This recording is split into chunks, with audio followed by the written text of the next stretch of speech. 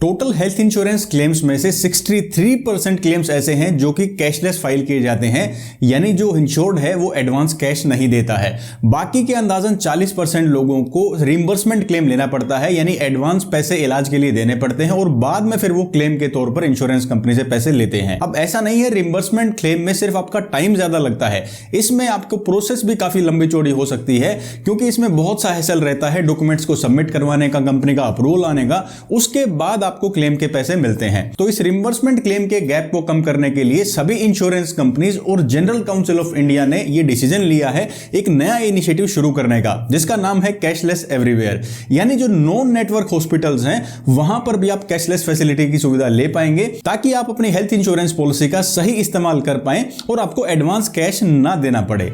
लेकिन cashless everywhere initiative का इस्तेमाल करने का एक तय प्रोसेस है, स्टैंडर्ड इसकी गाइडलाइंस हैं, कुछ टर्म्स एंड कंडीशंस हैं, उनको समझना बहुत जरूरी है, तभी आप इसका सही तरीके से इस्तेमाल कर पाएंगे। कैशलेस एवरीवेयर की दोस्तों पहली कंडीशन है आपके प्लान्ड हॉस्पिटलाइजेशन को लेकर, यानी अगर आपको पता है कि आप किस ट्रीटमेंट के लिए किस दिन किस हॉस्पिटल के अंदर एडमिट होंगे और वो हॉस्पिटल एक नॉन नेटवर्क हॉस्पिटल है, यानी वहां पर कैशलेस टाई अप नहीं है, तो इसके लिए आपको क्या करना होगा। जो भी आपकी पॉलिसी में टीपीए मेंशन है, यानी थर्ड पार्टी एडमिनिस्ट्रेटर मेंशन है, उनको आपको ईमेल द्वारा अप्रूवल लेना है एडमिट होने से कम 48 घंटे पहले, यानी कि 2 दिन पहले। ये अप्रूवल आने के बाद आप नॉन नेटवर्क हॉस्पिटल में भी कैशलेस सुविधा का लाभ उठा पाएंगे।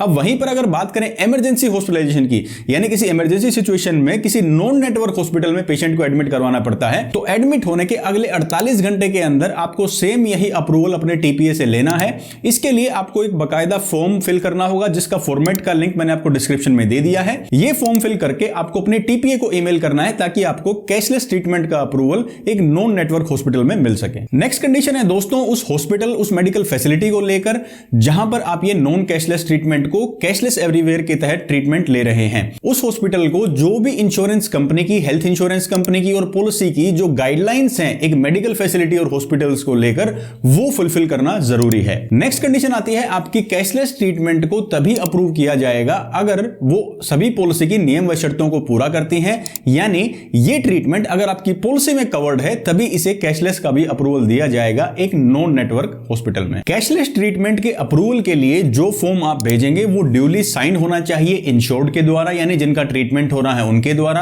हॉस्पिटल के भी इस फॉर्म पे के ऊपर साइन होने चाहिए और साथ में जो भी डायग्नोसिस और इलाज से जुड़े हुए ट्रीटमेंट हैं जो कि अप्रूवल के लिए नेसेसरी हैं, वो भी आपको साथ में ईमेल करने हैं। इसके साथ साथ जो इंश्योर्ड पर्सन है जिनका ट्रीटमेंट होना है, उनके आइडेंटिफिकेशन प्रूफ भी आपको इसके साथ मेल करने होंगे। कैशलेस फैसिलिटी की जो रिक्वेस्ट आप भेजेंगे अपने टीपीए यानी कि थर्ड पार्टी एडमिनिस्ट्रेटर को, वो एक ईमेल के द्वारा होनी चाहिए। जो हॉस्पिटल कैशलेस नेटवर्क में नहीं है और वहां पर इन पेशेंट को इलाज लेना पड़ता है, तो उस हॉस्पिटल को भी एक लेटर ऑफ कंसेंट साइन करके देना होगा कि वो हॉस्पिटल भी एग्री करता है इस कैशलेस ट्रीटमेंट के लिए। उसका फॉर्मेट भी मैंने आपको डिस्क्रिप्शन में दे दिया है, जो कि नॉन नेटवर्क हॉस्पिटल को साइन करके देना होगा कि वो इस ट्रीटमेंट को कैशलेस करने के लिए अपना कंसेंट दे रहा है। कंपनी के पास पूरा राइट है कि वो आपके कैशलेस क्लेम को डिनाई भी कर सकती है कैशलेस एवरीवेयर इनिशिएटिव के तहत। यानी अगर आप किसी नॉन नेटवर्क फैसिलिटी में ये कैशलेस ट्रीटमेंट ले रहे हैं और वो ट्रीटमेंट की सब्जेक्ट टू इन्वेस्टिगेशन है या वेरिफिकेशन है और अभी आपको कैशलेस का अप्रूवल नहीं दिया जा सकता, तो कंपनी आपका कैशलेस ट्रीटमेंट डिनाई भी कर सकती है।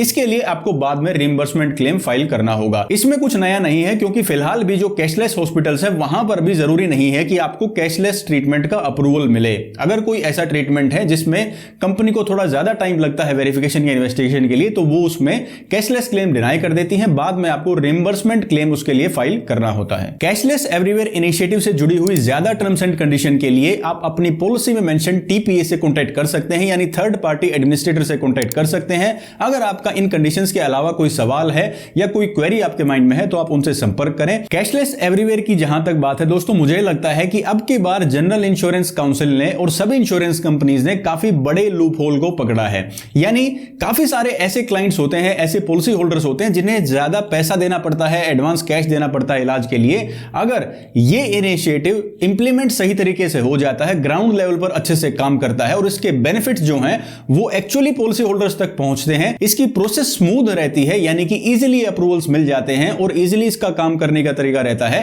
तो ये काफी रिवॉल्यूशनाइज कर सकता है विदाउट कैशलेस क्लेम्स को कैशलेस क्लेम्स में कन्वर्ट करने के लिए। तो दोस्तों उम्मीद करते हैं कि ये फ्रूटफुल ही हो, यानी ये हम सब पॉलिसी होल्डर्स के लिए अच्छा ही हो। आपके और आपके परिवार के अच्छे स्वास्थ्य की कामना करते हुए मैं हरविंदर सिंह आपसे लेता हूं इजाजत। मिलूंगा आपसे अगले वीडियो में, तब तक के लिए आप अपना ख्याल रखिए, खुश रहिए और स्वस्थ रहिए। जय हिंद।